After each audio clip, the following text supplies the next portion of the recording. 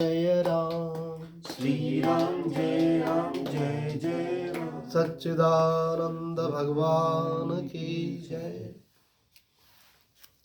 श्रीमद् भगवद गीता के 5वें अध्याय का हम लोग मनन कर रहे हैं और जिस श्लोक की चर्चा हो रही है ये हमारे जीवन से बहुत ही अधिक गहराई से जुड़ा हुआ है और इसका सीधा आध्यात्म से संबंध है। और इसके दोष की चर्चा करते हुए उड़िया बाबा जी ने बहुत बड़ी बात कह दी, अर्थात किसी व्यक्ति को अगर 12 बार क्रोध आ गया साल भर में, तो साल भर उसने जो जप तप ध्यान दान किया वो सब उसका नष्ट हो गया। मुझे याद आता है कि रामायण सीरियल हम लोग देखते थे तो विश्वामित्र जी इतनी शक्ति संपन्न थे, उनके पास अस्त्र शस्त्र भी थे जो उन्होंने प्रभु श्री राम को दिए थे, लेकिन जब उनके यज्ञ में विघ्न डालने के लिए असुर आते थे तो उनका निवारण उन्होंने स्वयं ने नहीं किया, क्योंकि शत्रु का नाश करने के लिए क्रोध का वेग आएगा तभी तो उस पर आक्रमण किया जाएगा, अस्त्र शस्त्र का संधान किया जाएगा। तो उन्होंने कहा कि ये काम हमारा नहीं है, अगर हम क्रोध करेंगे तो हमारा अनुष्ठान भंग हो जाएगा। क्रोध नहीं करना चाहिए। क्रोध का कितनी बड़ी हानि बताई कि एक बार क्रोध किया तो आपका एक सप्ताह में जो भी कुछ आपने भजन पूजन किया वो सब आपका व्यर्थ हो जाता है।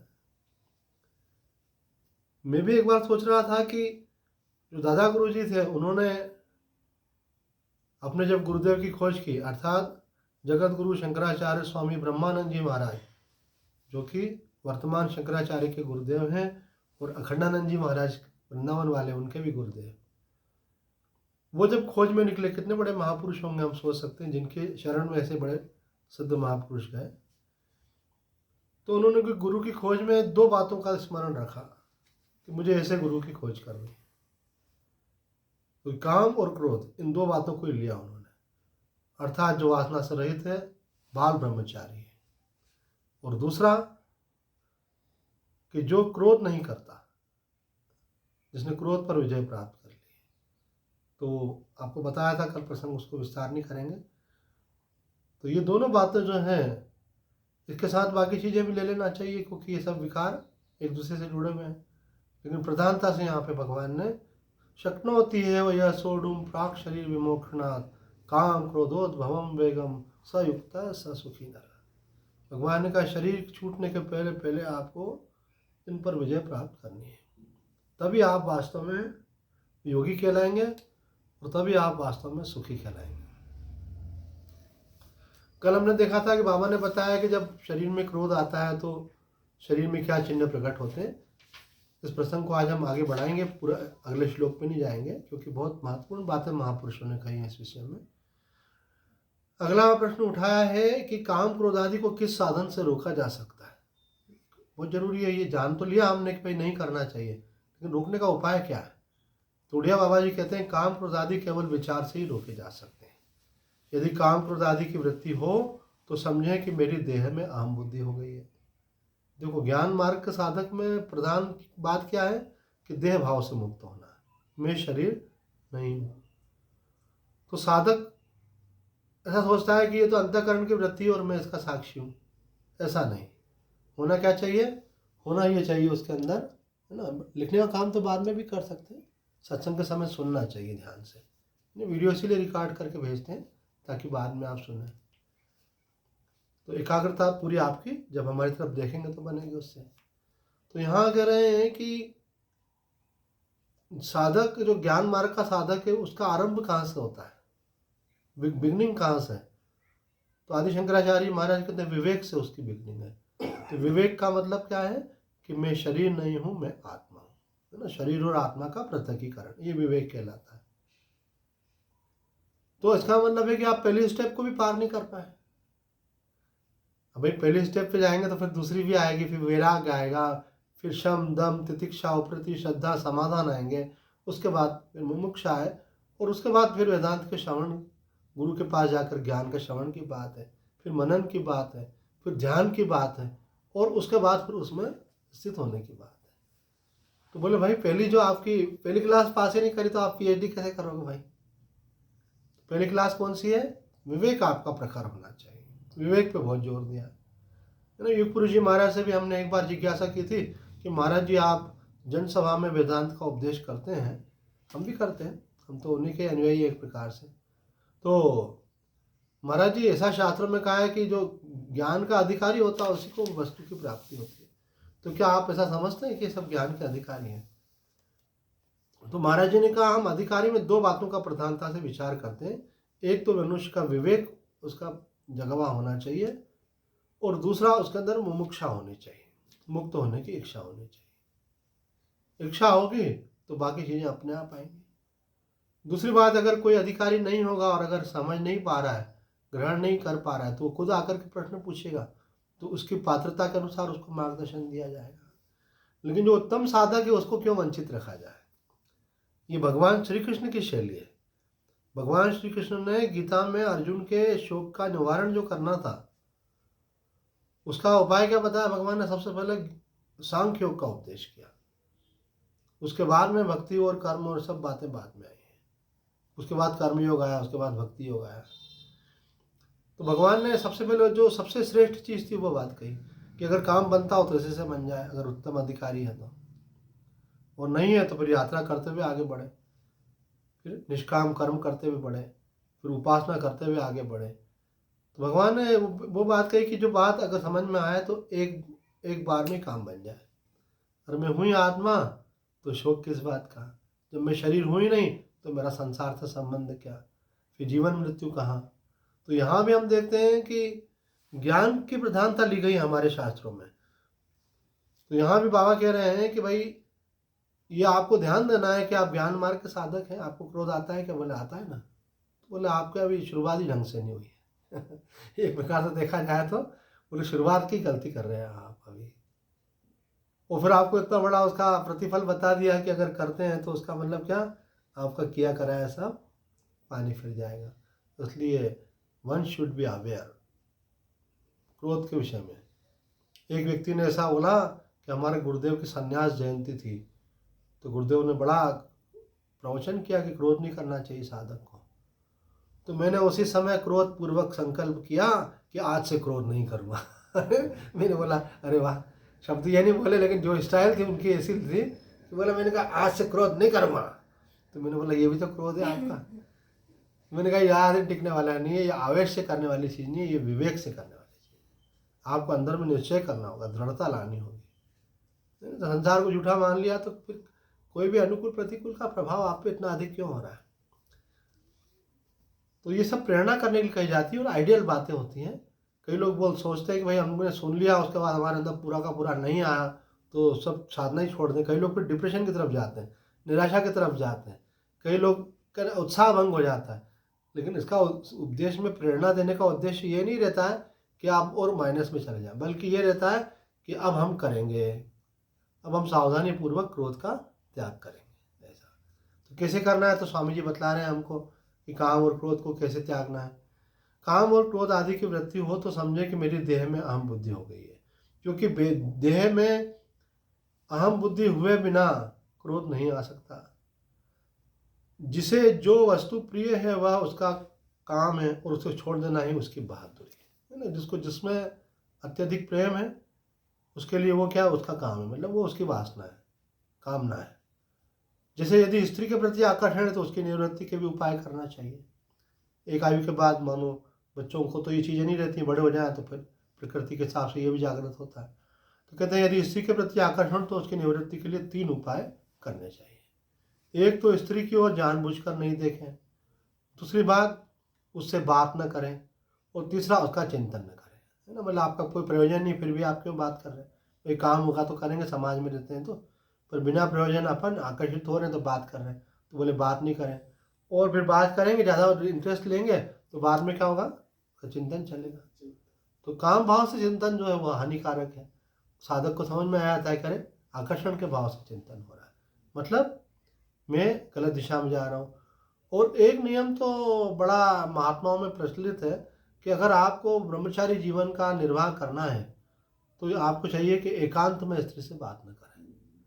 एक हमारे यहाँ स्वामी जी आते थे, बड़े विद्वान संत, उन्होंने सब शास्त्रों का अध्ययन किया, अध्यापन भी करवाते थे। तो वो मुझे कहते थे कि ऋषिकेश में झाड़ी वाले दयानंद जी महाराज थे, तो झाड़ी में रहते होंगे, कहाँ ऐसा कुछ, झाड़ी वाले के नाम से जाने जाता है, झाड़ी वाले दयानंद महाराज थे। उन्होंने हमको संकल्प दिलवाया कि एकांत में स्त्री से बात नहीं करेंगे। तो एक बार हमारे आश्रम में रुके थे वो स्वामी रमणानंद जी, तो सत्संग होता था रोजाना शाम को।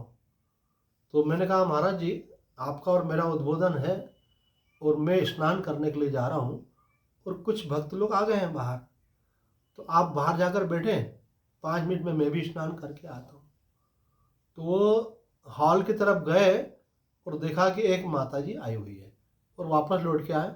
बोले आप स्नान करके आ जाइए, साथ में चलते हैं, अकेले स्त्री हो तो हम नहीं जाते हैं। तो मैंने पूछा ऐसा क्यों? उनका सत्संग का हाल है और हम घर में ही हैं और एक के बाद एक सब लोगों का आना ही है, ऐसी तो कोई बात नहीं है। बोले नहीं, हमको दयानंद जी महाराज ने नियम दिलाया था, तब से हम उसका आज तक निर्वाह कर रहे हैं।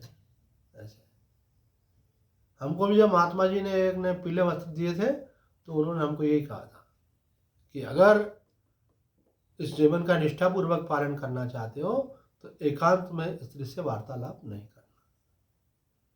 अभी बीच में कभी कभी ऐसी बातें सुनने में आती है ना, समाज में उसका दुष्प्रचार होता है। फिर तो रामसूदास जी महाराज ने भी कहा कि भाई अगर कोई आपके पास माता बहन आती है तो उनके साथ उनकी बहन आए, उनके पति आए, उनका भाई आए, अथवा 2 सखियाँ मिलकर के आए तो कोई बात नहीं है, फिर कोई को आक्षेप करने की कोई बात ही नहीं आएगी। प्रसंग निकला इसलिए बात पूरी बतला रहे हैं। तो महात्मा का भी नाम इसलिए भी खराब होता है, अरे भाई किसी ने आरोप लगाया तो बोला आरोप लगाने की गुंजाइश ही नहीं है, अपना व्यवहार ऐसा रखा उन्होंने। तो यहाँ पे कह रहे हैं कि किसी भी स्त्री से कभी एकांत में न मिले। ये उनके लिए है जिनके मन में खुद को मालूम पड़ता है आदमी को, मेरे को विकार है तो मुझे विकार पर विजय प्राप्त करनी है।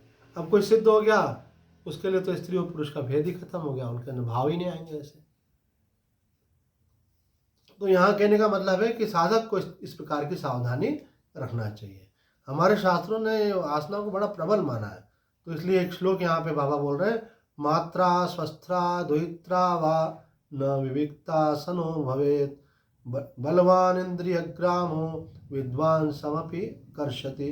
अर्थात अपनी माता बहन पुत्री के साथ भी एकांत में न रहे, इंद्रियां बड़ी प्रबल हैं, ये विवेकी को भी खींच लेती हैं। बोले कि भाई अब हम बोलते हैं ये मेरी मुंह बोली बहन है, अथवा ये तो हमारे मित्र हैं, अथवा ये मेरे मामा की बहन है, मामा की लड़की है, मतलब मेरी बहन है। तो बोला आप बाकी सब दूर के संबंधों की तो बात छोड़ो, सगे भाई बहन के लिए भी हमारे शास्त्र मना कर दिए। सगे अपनी बेटी भी हो बहू भी हो तो बोले नहीं, हमारे यहाँ कैसी मर्यादा रहती थी, बहू घूंघट करके रहती थी। ठीक है, अब जमाना बदल गया, पर आपने मन को अपने को संभाल कर रखना है। तो यहाँ कह रहे हैं कि उनका भी एकांत में संग नहीं करना चाहिए, क्योंकि इंद्रियां बहुत प्रबल हैं। ये अभी आजकल जो ये चला नहीं ज़्यादा बॉयफ्रेंड गर्लफ्रेंड, ये सब भी बिगाड़ने वाला है। लड़की को लड़की से दोस्ती करना है, लड़के को लड़के से करे, काय को आपस में दोस्ती करें। हाँ, काम हो एक दूसरे से मिले। हमारे तो परंपरा है भाई, अब कोई दूध वाला आया तो महिला क्या बोले, दूध वाले भैया, सब्जी वाला आया बोला सब्जी वाले भैया। क्लास में कोई पढ़ता तो आपको कुछ काम है तो बोलो भैया, है ना। कोई और आपसे बड़ी है तो आप, कोई लड़का है तो बोलो दीदी बहन जी, तो बात ही खत्म हो जाती है ना। अभी ये अंग्रेजों की प्रथा है, मैडम सर, हमको सिखाना चाहिए अपने बच्चों को, नहीं है ना। जैसा अभी मैडम बैठी है तो उनके क्लास में छोटे बच्चे हैं तो उनको सिखाना चाहिए कि कोई भी लड़के से बात करनी है तो उसका नाम लेकर आगे भैया लगा के बोलो, है ना। और अगर कोई लड़की है उसको बहन करके बोलो, तो वो संस्कार बनता है। ये सरस्वती शिशु मंदिर में बच्चों को सिखाते हैं, ऐसे माता पिता को भी सिखाना चाहिए। वो तुम्हारे साथ लड़का पढ़ने आता है, उसका नाम लेते नाम के आगे भैया लगा के बोला, उसके मन में भी भावना हो जाएगी मेरे को भैया बोलते। उसको चाहिए बोले बहन बोले, है ना। त्रिवेणी बहन कैसी हो, है ना तो जो बराबरी का बहन, हमारे लिए तो तुम बेटी जैसी हो छोटी सी, तो जो जैसा, तो बहन शब्द का प्रयोग करने से भाव बदल जाएगा। तो यहाँ कह रहे कि अगर आपने अपने को नहीं संभाला तो बाद में फिर आप गलती की तरफ चले जाएंगे, आध्यात्म धरा रह जाएगा। रमण महर्षि जैसे संत से किसी ने पूछा तो उन्होंने कहा आपके यहाँ ये ऐसा विभाग क्यों किया गया है कि महिलाएं इधर बैठेंगी पुरुष इधर बैठेंगे। कोई अंग्रेज था, उसने ऐसा पूछा। तो उन्होंने कहा कि ये जो आकर्षण है ये बहुत प्रबल है और ये पतन का कारण होता है, इसलिए इस प्रकार की व्यवस्था की गई है। हमारे यहाँ ऐसा माना जाता है शास्त्रों में कि अग्नि और घी का जैसा संबंध होता है, ऐसा स्त्री और पुरुष का संबंध है। जैसे अगर अग्नि जल रही है उसके बाद घी रख दो तो धीरे धीरे क्या होगा, पिघलेगा। इसी प्रकार तो महानंदमयी के आश्रम में हम गए तो वहाँ नियम बना हुआ था कि महात्माओं का जहाँ कमरे बने वहाँ बहनें मिलने नहीं जा सकती हैं। ऐसा तो माँ ने क्यों नियम बनवाया ऐसा, इसलिए बनाया ताकि ये जो को एजुकेशन आजकल चल रहा है तो उसमें बच्चे बिगड़ रहे हैं। स्वामी विवेकानंद ने भी इसके लिए मना किया था, बोले कि ये समय पढ़ाई करने की तरफ रहता है और आपका ध्यान अगर दूसरी तरफ चला गया तो। हम तो जानते हैं अब इंदौर में रह रहे हैं कितनी स्थिति खराब है ना, बहुत अधिक स्थिति खराब है इस मामले में लेकर के। बच्चे बाहर से आ रहे हैं और बिगड़ रहे हैं, आके नशा भी कर रहे हैं और इस तरफ भी जा रहे हैं। चरित्र का तो कोई ठिकाना ही नहीं है। तो एक व्यक्ति ने तो कहा कि मैंने अपनी बिटिया को वनस्थली पढ़ने के लिए भेजा है। तो मैंने कहा वनस्थली क्या है? बोले स्वामी जी एक स्कूल है, वहाँ पे केवल लड़कियों के लिए स्कूल है वो, और उसमें कोई बाहर का व्यक्ति प्रवेश नहीं कर सकता। वहाँ के जो परिसर के लोग हैं वही रहते हैं। परिसर मतलब जो शिक्षक हैं और विद्यार्थी हैं, उनका रहना भी वहीं है, पढ़ना भी वहीं पे। तो मैंने कहा क्या विशेषता उसमें? तो बोले वहाँ बिगड़ने की कोई संभावना ही नहीं है, बच्चों के अपन निश्चिंत रहते हैं। अभी यहाँ बोले हम ट्यूशन पे जा रहे हैं कि कहाँ जा रहे हैं, है ना, वहाँ पे वो सब नहीं, वहाँ पे तो सारा सुरक्षित वातावरण है। उन्होंने तो एक शब्द का प्रयोग किया जो बोलने में भी संकोच वाला शब्द है। उन्होंने कहा स्वामी जी दो में से एक चीज़ का चुनाव कर सकते हैं, या तो कैरियर का चुनाव करो या कैरेक्टर का चुनाव करो। तो मैंने अपने बच्चों के कैरेक्टर का चुनाव किया। कैरियर के चक्कर में लोग पढ़ने के लिए कहाँ कहाँ भेजते हैं लड़कियों को, और वहाँ हॉस्टल का वातावरण कैसा रहता है, नौकरी करने के लिए कहाँ भेजते हैं, वातावरण क्या रहता है, विदेश तक भेजते हैं बच्चियों को, अपनी कुंवारी बच्चियों को, और देश के दूसरे बच्चे भी जा रहे हैं और बोले भाई तुमका ध्यान रखना आपस में। तो आजकल इस पर कोई ज़्यादा ध्यान नहीं दिया जा रहा है, चरित्र पे ज़्यादा ध्यान नहीं दिया जा रहा है। आजकल ये दे रहा है आपका पैकेज कितना है, आपकी पढ़ाई कितनी है, ये है। और फिर वही चीज़ें जो है आगे चल कर के गृहस्थ आश्रम में समस्या का कारण बन जाती है। फिर गृहस्थ आश्रम में नेचर तो मनुष्य का बना ही पड़ा हुआ है। वैसे कोई पुरुष ये पसंद नहीं करता मेरी स्त्री किसी दूसरे के चक्कर में, कोई स्त्री इस बात को स्वीकार नहीं करती कि मेरा पति किसी दूसरी स्त्री के चक्कर में। ये सब बोलने की बातें नहीं होती ज़्यादा, महात्मा खुद ही बोल रहे हैं, हमको क्या समझाना है इसमें। बाकी सावधानी रखना चाहिए साधक को, अगर नहीं रखी तो वो पतन की तरफ जाएगा। एक मुझे उज्जैन से इंदौर आ रहा था तो एक पुलिस इंस्पेक्टर ने हाथ दिया। मैं अक्सर अकेला ही आता जाता हूँ, तो बोले कि मैं आपके साथ चल सकता हूँ। मैंने कहा बैठिए। तो मैं अपना चुपचाप ड्राइव करता हुआ इंदौर आ रहा था। अक्सर मेरी यात्रा कहीं भी होती मैं अकेले जाता हूँ, तीर्थों में भी अकेले हमेशा, मॉर्निंग वॉक पे भी अकेले, है ना, आए अकेले, जाना है अकेले, अकेले मस्त रहो। अब कोई साथ हो जाए तो बीच में अलग बात है। तो आधे रास्ते तक तो उन्होंने मुझसे बात नहीं करी, क्योंकि मैं भी नहीं बोल रहा था, अपना गाड़ी चला रहा था। फिर सामने आया तो बोले कि सर चाय लेंगे क्या? मैंने कहा आपको पीना हो तो रोक सकते हैं। बोला नहीं आप, मैं पैसे देने लगा, बोले नहीं आप नहीं दोगे, मैं चाय पिलाऊंगा। वो चाय पीने लगे, बात करने लगा, तो बोलने लगा मैं दूसरे पास के शहर का रहने वाला हूँ, मेरी बिटिया को एजुकेशन के लिए इंदौर भेजा मैंने। तो हमने बोला कि भाई इसके लिए कोई व्यवस्था करनी पड़ेगी रहने की, या तो हॉस्टल में या तो बाहर। तो उसका भाई कहने लगा मैं भी जाना चाहता हूँ। तो हमने कहा एक मकान ही ले लेते हैं अपन। मकान ले लिया तो हम पति पत्नी भी आ गए। मेरी पोस्टिंग तो दूसरी जगह है इसलिए मैं आता जाता हूँ, बाकी पत्नी बिटिया और बालक साथ में रहते हैं। तो ये बातें इसलिए बोल रहे हैं कि समाज में इसकी आवश्यकता है अभी। तो उन्होंने कहा कि स्वामी जी हमारे एक बड़े अधिकारी ने मुझे बोला आपने बड़ा अच्छा निर्णय लिया, अभी आपको यहाँ के शहर की स्थिति मालूम नहीं, बहुत ख़राब है स्थिति, यहाँ बच्चे बहुत बिगड़े हुए हैं ऐसे। तो आपने अच्छा किया कि भाई बहन हो गए साथ में और माँ भी साथ में हो गई, तो वो नहीं तो अकेली लड़की अच्छा कौन बुद्धू बना है, बेवकूफ़ बना है, बहला है फुसला है, बातों में ले लें। तो बोले स्वामी जी एक बार मैं हर संडे को अपने बच्चों को घुमाने ले जाता हूँ, तो यहाँ कोई टापू या कोई जगह का नाम बताया। बोले वहाँ गया, वो करीब बोले वहाँ पे 100-150 लड़के लड़कियाँ वहाँ पे थे, और कोई शिक्षक नहीं, वो सब घूमने के लिए आए थे, कोई पार्टी करने के लिए आए थे, क्या आए थे। तो उनको देख करके मेरे को शर्म आ गई, कैसे बात कर रहे हैं, कैसे बैठे हैं, किसी गले में हाथ डाल रखा है, कोई किसी की गोदी में सिर रख के बैठा हुआ है, किसी को कोई आपत्ति नहीं, सब आपस में ऐसे। तो बोले स्वामी जी आप सत्संग में समझाते नहीं इन चीज़ों को। मैंने कहा सत्संग में ये आते ही नहीं तो उनको क्या समझाएंगे हम, कॉलेज के स्टूडेंट्स आ रहे हैं क्या हमारे पास में।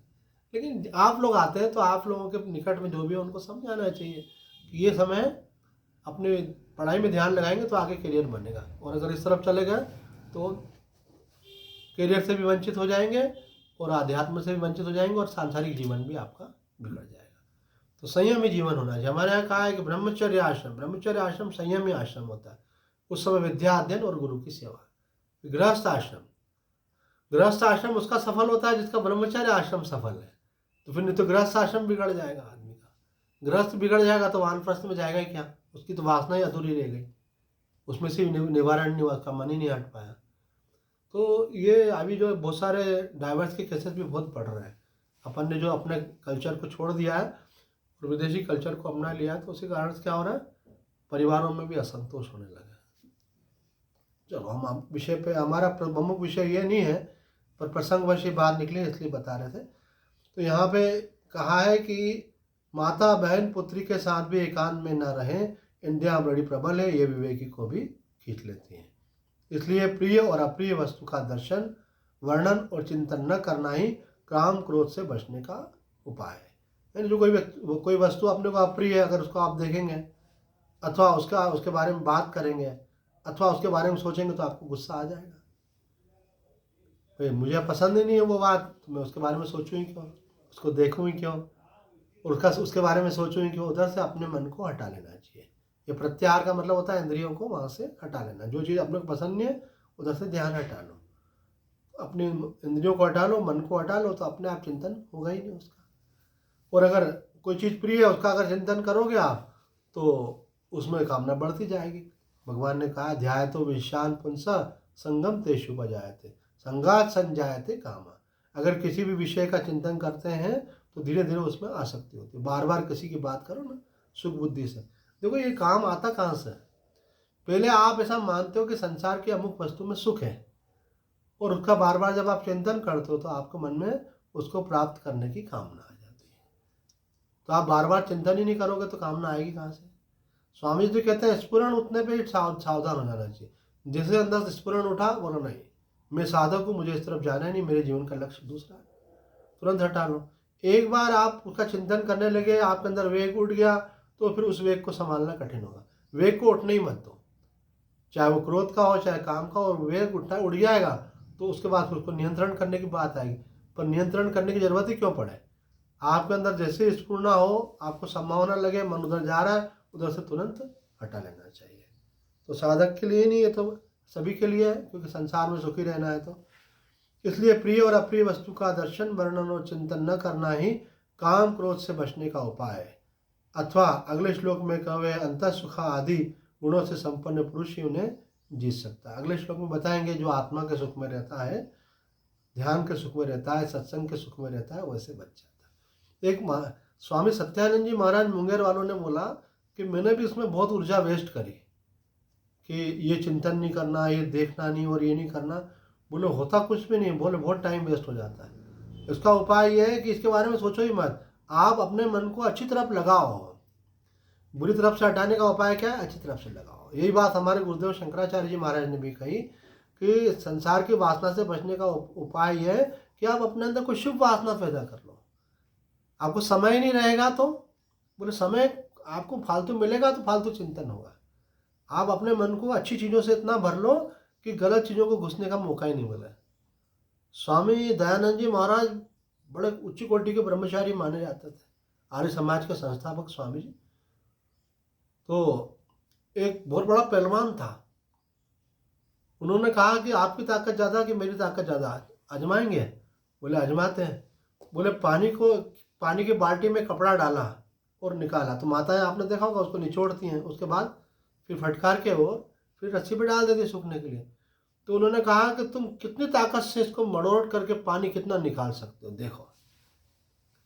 तो उन्होंने पूरी ताकत लगा के पानी निचोड़ दिया उसका कपड़े का। उन्होंने कहा लाओ मुझे दो। उसके बाद स्वामी जी ने जो निचोड़ा तो उसमें से और पानी निकला, तो पहलवान भी धरा रह गया स्वामी जी के सामने। इतनी ताकत थी स्वामी दयानंद जी के अंदर। तो उन्होंने कहा आपको ऐसी इतनी क्षमता कहाँ से आई? तो उन्होंने कहा ब्रह्मचर्य से। स्वामी विवेकानंद से भी किसी ने पूछा कि उनके अंदर मालूम क्या योग्यता थी स्वामी जी में? Photographic memory.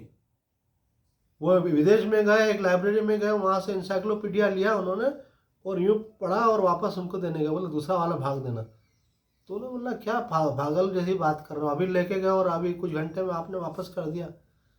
इतनी जल्दी पढ़ा जाता है क्या? महीनों लग जाते हैं पढ़ने में। उन्होंने कहा आप मुझसे पूछ लो कुछ भी पूछना है तो। उन्होंने पेज नंबर और अमुक लाइन पे ये लिखा हुआ ये तक बता दिया। उन्होंने बोला ये चीज़ कहाँ आती है? बोला इस पेज नंबर पर, इस नंबर की लाइन पे। ऐसी मेमोरी थी उनकी। एक बार कुछ लोग निशाना लगा रहे थे, स्वामी जी को बोला, स्वामी विवेकानंद को, कि स्वामी जी आप भी लगाएंगे? बोले हाँ क्यों नहीं है, निशाना लगाने में क्या, सब बंदूक से निशाना लगा रहे थे। तो स्वामी विवेकानंद जी ने भी लगा तो बिल्कुल टारगेट पे एकदम से। तो किसी ने बोला ये आपकी सामर्थ्य ये आई कहाँ से आपको? तो उन्होंने कहा सामर्थ्य का राज जो है, मैंने 12 वर्ष तक अखंड ब्रह्मचर्य का पालन किया, उससे मैंने अंदर ये सामर्थ्य पैदा हुई। तो ये जिसमें ये शक्ति होती है वही व्यक्ति फिर समर्थ होकर के उस तरफ जाता है। विमला ठाकुर बोलती है जब साधना में व्यक्ति समाधि में जब प्रवेश करने लगता है तो जिसमें ये संयम की शक्ति होती है वो तो समाधि में प्रवेश कर जाता है, नहीं तो शरीर उसको धारण नहीं कर पाता है, उस आनंद को, उस शांति को धारण नहीं कर पाता। इसलिए संयमी व्यक्ति है। हमारे केदार बाबा जी भी बोलते हैं कि बाकी विकारों से व्यक्ति जो है आध्यात्म में उतनी हानि नहीं होती जितनी काम विकार से होती है, और उसका सबसे खास उपाय है कि संग से बचना। पर बोलना अलग बात होती है और करना अलग बात होती है। कई लोग बोलते तो हैं पर खुद ही नहीं करते, तो करेंगे नहीं तो लाभ भी नहीं मिलेगा, ये बात है। तो यहाँ कह रहे काम क्रोध आदि को जीतने वाला ही वीर है, युक्त है और सुखी है। कामी क्रोधी है वही दुखी है। कामी क्रोधी के प्राण में सर्वदा दाह रहता है। जब तक शरीर रहे सजग रहकर इनका सामना करना चाहिए, इनका कभी विश्वास नहीं करना चाहिए। हमको बाबा जी ने एक कथा सुनाई कि भगवान बुद्ध जो है एक मार्ग से निकलते थे भिक्षा करने के लिए। तो एक वेश्या ने देखा, अरे इतना तेजस्वी साधु है, इसके चेहरे में कितना तेज है, कितना आकर्षण है, कितना बलिष्ठ दिखता है। तो वो उनको मुस्कुरा करके इशारे करती थी, तो वो अपनी नज़र वहाँ से हटा करके चले जाते थे ऐसे। तो एक दिन उन्होंने उनके ऊपर व्यंग किया जैसे कि तुम पुरुष हो भी कि नहीं, मतलब तुम्हारे में पुरुष है भी कि नहीं है, स्त्री एक सुंदर स्त्री तुमको आकर्षित कर रही है और तुम ध्यान नहीं दे रहे हो। तो भगवान बुद्ध ने कहा कि हम तुम्हें इसका जवाब देंगे, ऐसा बोलते वो निकल गए। तो उन्होंने लगा जवाब देंगे, उन्होंने सोचा कि शायद कभी न कभी ये मेरे को स्वीकार करेंगे। वो तो वैसे भी वेश्या ही थी। तो भगवान बुद्ध का शरीर जब छूटने लगा, तो जैसा बाबा जी ने बताया, कथा कहती है जब भगवान बुद्ध का शरीर छूटने लगा, उन्होंने कहा अमुक जगह एक वेश्या रहती, उसको बुला करके लाओ। उसको बुला के लाया गया। उन्होंने कहा तुमने एक प्रश्न पूछा था कि मैं पुरुष हूँ कि नहीं, तो मैं तुम्हारे प्रश्न का उत्तर देना चाहता हूँ। तो उन्होंने कहा आप क्या देखो, आप तो मरने वाले हो, आप हैं, क्या हालत हो रही है आपकी, शरीर से प्राण निकलने वाले। उन्होंने बोला कि हाँ इसीलिए आप उत्तर दूंगा मैं। बोले हाँ मैं पुरुष हूँ। बोले पुरुष वो है जो अपनी इंद्रियों पर संयम कर सकता है, और जीते जी कोई इस बात की गारंटी नहीं ले सकता कब उसका मन उसको धोखा दे जाए। लेकिन अब मेरे को धोखे की भी कोई संभावना नहीं, अब शरीर छूट रहा है। तो इस प्रकार से भगवान बुद्ध ने कहा। तो ये कहानी भगवान बुद्ध पे भी कही गई है और अलग अलग महात्माओं के नाम से भी ये बात कही जाती है। लेकिन कहानी इस बात की शिक्षा देती है कि जीते जी आदमी इस बात का अहंकार भी नहीं कर सकता है कि मुझे अपनी इंद्रियों पर पूर्ण संयम। इसलिए सावधान रहना चाहिए, इनका कभी विश्वास नहीं करना चाहिए, ढील कभी नहीं देना चाहिए। विवेक रूपी डंडे से सर्वदा इन शत्रुओं पर प्रहार करना चाहिए। काम और क्रोध क्या है? शत्रु है, तो इन पर प्रहार करना चाहिए। आगे का श्लोक लेने के पहले इसी की व्याख्या के बारे में बहुत सुंदर बातें जो है कही गई। क्रोध कहते किसको है? क्रोध की एग्जैक्ट, अभी आपसे पूछना भाई क्रोध किसको, बोले गुस्से को क्रोध कहते हैं, ये तो पर्यायवाची हो गया। तो क्रोध की एग्जैक्ट डेफिनेशन करते हुए मधुसूदन सरस्वती कहते हैं अपने प्रतिकूल दिखाई देने वाले, सुनने में आने वाले और स्मृति में आने वाले दुख के हेतुभूत विषयों में उनके दोषानुसंधान के अभ्यास से जो जलन पैदा होती है उसे द्वेष या रोष होता है, उसे ही क्रोध कहते हैं, है ना। जो चीज़ अपने मन के प्रतिकूल है, चाहे वो देखने में हो चाहे सुनने में हो, और उसके जब कमियों का हम चिंतन करते हैं तो उस समय जो हमारे हृदय में दाह होता है उसी को क्रोध कहा जाता है। इस श्लोक की व्याख्या में मधुसूदन सरस्वती जी एक और बहुत महत्वपूर्ण बात कह रहे हैं। वो कहते हैं काम और क्रोध का वेग भी वर्षाकालीन काल स्थानीय विषय चिंतन के अभ्यास से अत्यंत प्रबल होकर लोक और वेद के विरुद्ध ज्ञान होने के कारण इच्छा न करने वाले पुरुष को भी विषय के गड्ढे में गिराकर संसार रूपी समुद्र में डुबो देता है, नीचे की ओर महान नरक में ले जाता है। यह बात वेग शब्द से सूचित होती है। बोले जैसे जल का वेग होता है, इसी प्रकार से इसका चिंतन करते करते इसके अंदर वेग आ जाता है, अर्थात हमारी इंद्रियां हमारे मन में वो व्याकुलता पैदा कर देता है और परिणाम क्या होता है, बोले वो आदमी को गड्ढे में गिराकर उसको नरक में ले जाता है। बोले दूर कैसे होगा, तो बोले वशीकारक संज्ञक वैराग्य सहने से, उसके अनुरूप कार्य न करने से उसे निरर्थक करने में समर्थ होता है, वही युक्त है। बोले आपको जब संसार से वैराग्य हो जाता है, अर्थात आप दोष चिंतन करते हो, भज गोविंदम स्तोत्र में भी आदि शंकराचार्य जी महाराज ने कहा ये क्या मल मूत्र की ढेरी है ना, मांस का विकार है और उसमें आप आकर्षित हो रहे हो। अगर चमड़ी हटा करके देखो तो अंदर क्या है, मल मूत्र भरा हुआ है शरीर के अंदर और उसके प्रति आकर्षित हो रहा है मनुष्य। तो वो कहते हैं ये इसको बोलते हैं वशीकार संज्ञक वैराग्य।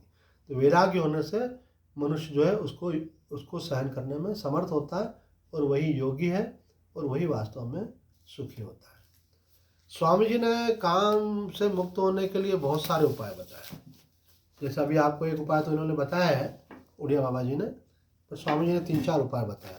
तो प्रसंग निकला है तो काम और क्रोध को लेकर के व्यवहारिक जीवन से जुड़ी हुई चीज़ है।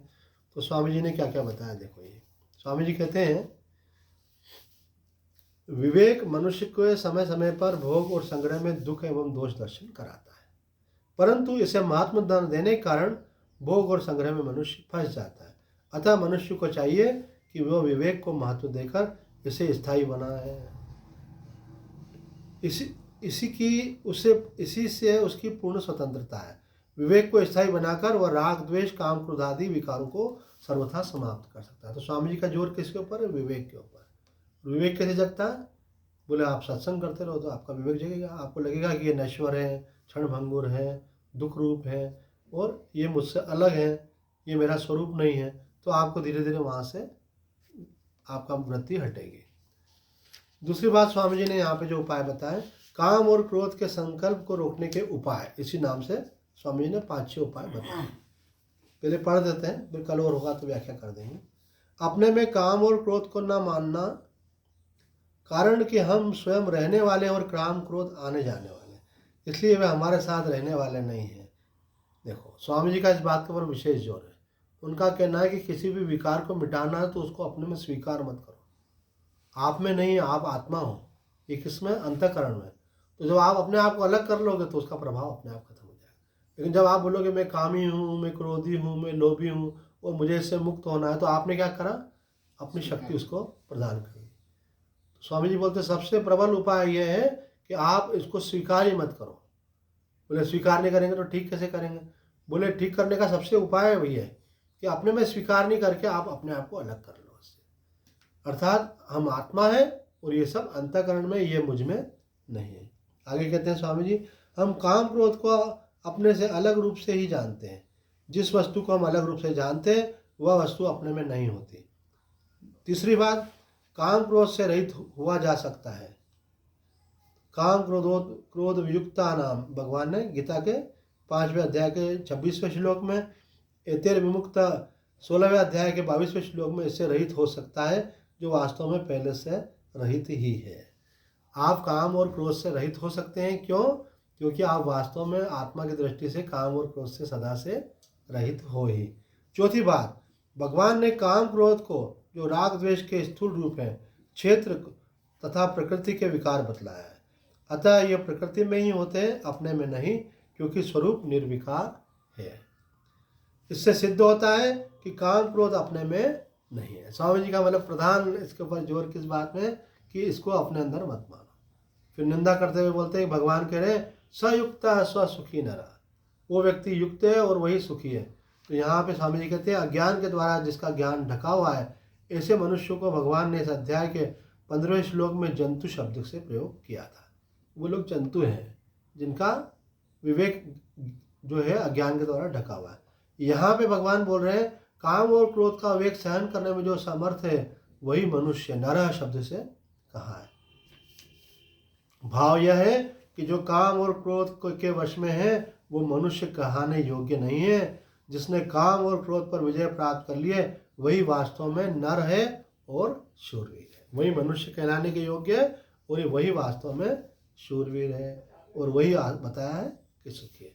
तो आज समय को देखते हुए यही विराम देते हैं। ओम पूर्णमदं पूर्णात् पूर्णमुदच्यते पूर्णस्य पूर्णमादाय पूर्णमेवावशिष्यते। ओम शांति शांति शांति। हरि ओम तत्सत्। बाकी सबको सुख। नारायण।